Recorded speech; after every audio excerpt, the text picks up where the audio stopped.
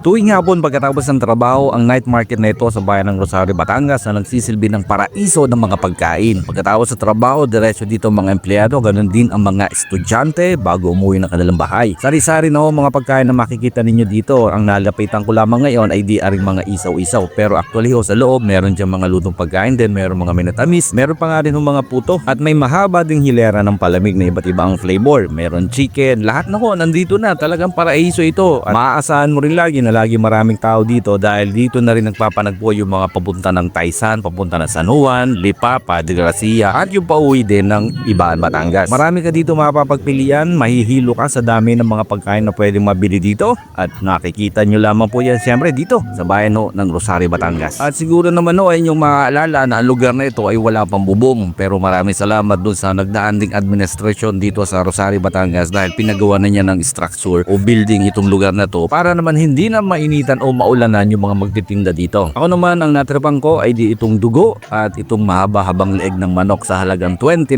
pesos. At kapag minsan sinuswerte ay meron din kayo makikitang magandang dilag na bumibili rin ng isaw. Dito lang yan, syempre, sa Rosario, Batangas.